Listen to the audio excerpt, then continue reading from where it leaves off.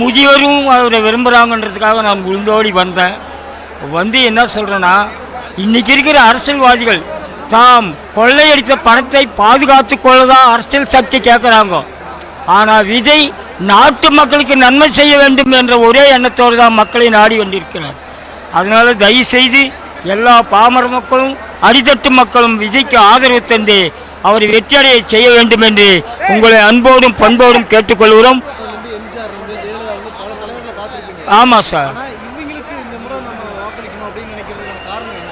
காரணம் என்னன்னா, அவங்க வாழ்க்கையில் நடிக்கும் போய் என்ன ஆழ்வான்றாங்க.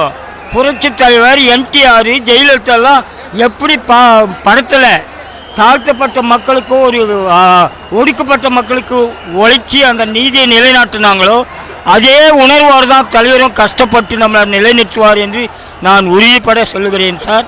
தயவு செஞ்சு எல்லாம் இழைச்சி தான் பிஜில் அடித்தா குஞ்சிங்க தான் சொல்கிறத மாற்றி நான் முதியவர் என்ற ஸ்தானத்தில் ஆர்வம் உளுந்து எழுந்து வந்தேன் சார். தயவு செஞ்சு எல்லாரும் கேட்டுக்கொள்கிறேன். நல்ல ஒளிமயமான எதிர்காலம் அமையும். மக்களுடைய ஆர்வத்தை பார்த்தா எல்லாம் துட்டு கொடுத்து தான் சார் கோடி பேர் லட்சம் பேர் சேர்க்குறாங்க. ஆனால் ஒன்றும் இல்லாத அன்றைக்கி தொடப்பம் கழிச்சு கூலி வேலை செஞ்சு தான் சார் நாங்கள் வரோம் சார்ஜ் போட்டுன்னு. அவர் மேலே இருக்கிற விசுவாசம் பாசம்.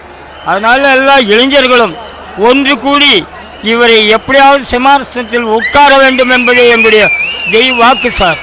அதனால் உங்களுக்கு மேலும் உற்சாகத்தை உண்டு. அவரா ரொம்ப ரொம்ப பிடிக்கும் சார்.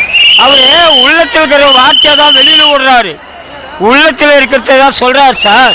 இவங்கெல்லாம் கவிதை முறையில் மற்றவங்க அப்படியே நைஸாக வாழைப்பழத்தில் ஊசித்தா இருக்கிற மாதிரி செருகிறாங்க தவிர இவர் ஒவ்வொரு வார்த்தையும் உள்ளத்திலிருந்து வர்ற கருத்துக்கு தான். அவருக்கு பேச தெரியல. இவனுக்கு மாதிரி நயமான இந்த இதில் பேசலை, நடைமுறையில் எப்படி பேசுகிறாரோ அப்படி பேசுகிறாரு. அதனால் தயவு செஞ்சு அவருக்கு எல்லா மக்களும் ஒத்துழைந்து தமிழ்நாட்டு மக்கள் ஒரு திருப்பத்தை கொண்டு வர வேண்டும் என்று உங்கள் பாதம் பணிந்து நான் கேட்டுக்கொள்கிறேன். தயவு செய்து இந்த ஒரு முறை நான் சின்ன வயசுலேருந்து எம்ஜிஆர் பக்கம் தான் இருந்தேன். அந்த குளறுபடி நடந்ததினால் இவருடைய வருகையை நான் வரவேற்று அவரோட நான் ஒத்துழைக்கிறேன். என்னை போல வைத்தியர்களாங்களும் ஓட்டு போடுங்கோ, டிவி கேக்கு ஓட்டு போடுங்கோ. அதுவா தமிழக வெற்றி கழகம் என்று அந்த கழகத்திலே நமக்கு பேர் இருக்கிறது. வெற்றி கழகம் சாதாரண கழகம் இல்லை, இது வெற்றி கழகம்.